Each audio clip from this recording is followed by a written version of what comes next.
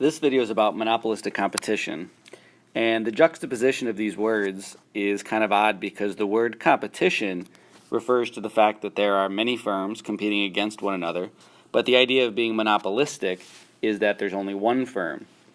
And this kind of goes with the characteristics. So monopolistic competition, like competition states, has many firms, and they are making differentiated products. So while you have lots of options, each company tries to differentiate itself. So the example I really like to use with monopolistic competition is in the restaurant industry for a lot of reasons. Number one, there's clearly a lot of competition, and so there are many firms, many options you can go to for restaurants. It's pretty easy to enter or exit. So with monopolies, before we had talked about that entry and exit is blocked because of barriers.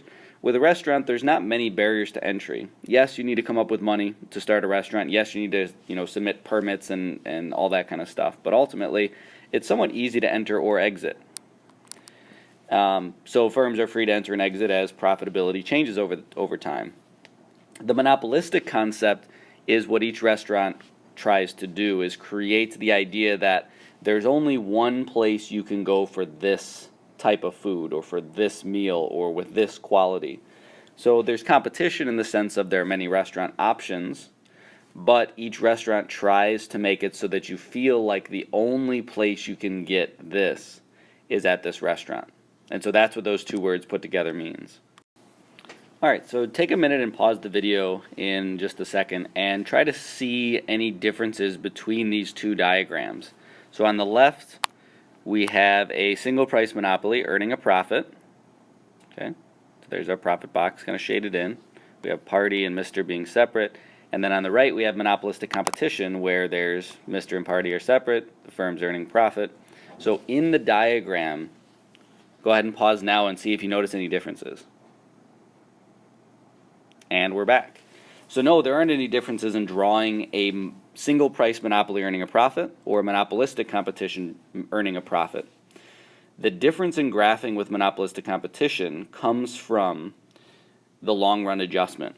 In a single price monopoly, firms can't enter or exit. So I'm going to put no entry. So although this firm is earning a profit, you can't enter because there's significant barriers. So in reality, in our restaurant market, for monopolistic competition, is this profit is going to entice firms to enter. And when that happens, we're going to go to a long-run equilibrium where in the long run, monopolistic competitions earn zero economic profit because of the ability for firms to enter if it's profitable or exit if it's unprofitable or a negative, a loss. So the only difference when asked about a single price monopoly graph and earning a profit and a monopolistic competition earning a profit, the only difference in the graphing is demand for a monopolistically competitive firm is more elastic. And if you recall from elasticity unit, demand is more elastic when there's more substitutes available. So for a single price monopoly, there exists no close substitutes, and so demand is more inelastic. But in the restaurant market, there are close substitutes, so demand is more elastic. You don't necessarily have to draw the demand more elastic, but you do have to recognize that that is the case. So let's focus on just the monopolistically competitive firm earning a profit in the short run. So in the long run, firms are going to enter, and what's going to happen is that the demand for existing firms is going to decrease. So as new firms enter, the availability of more substitutes means that people are going to prefer like new restaurants more, and the demand for this existing restaurant is going to diminish.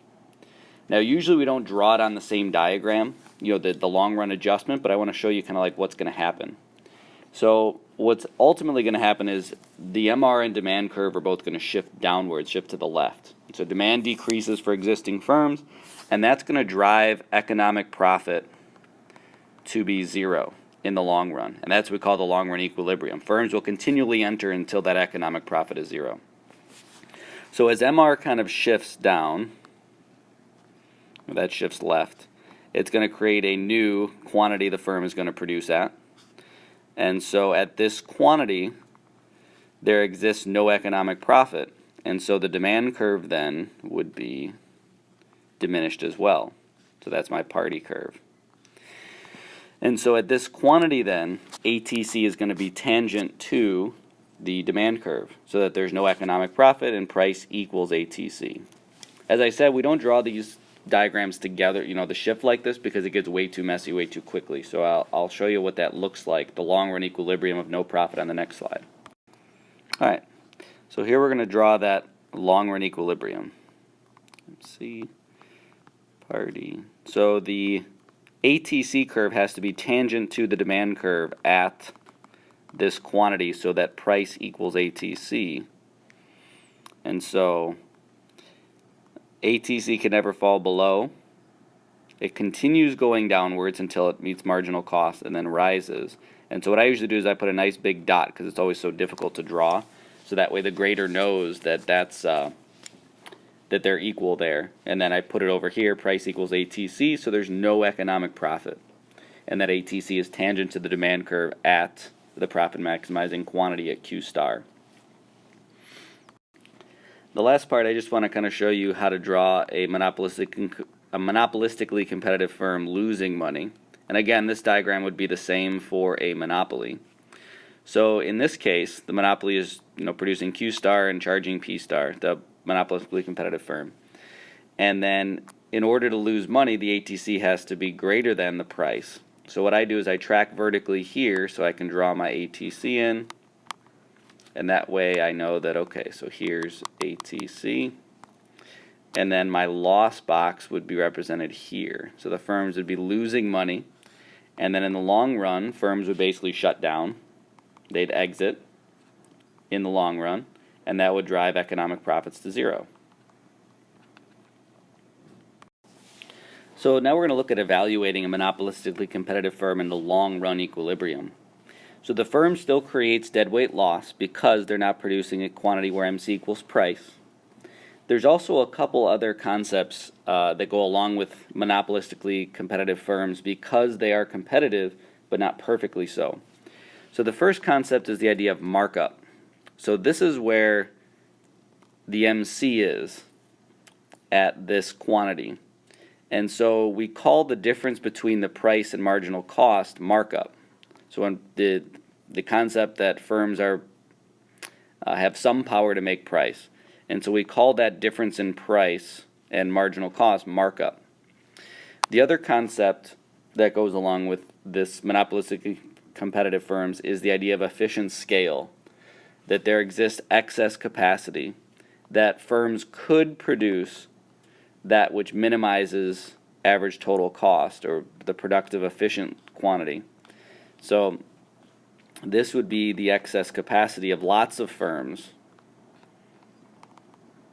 not producing efficient scale, that minimum average total cost curve. So the firms could produce but don't, and so we refer to that difference in quantity as excess capacity.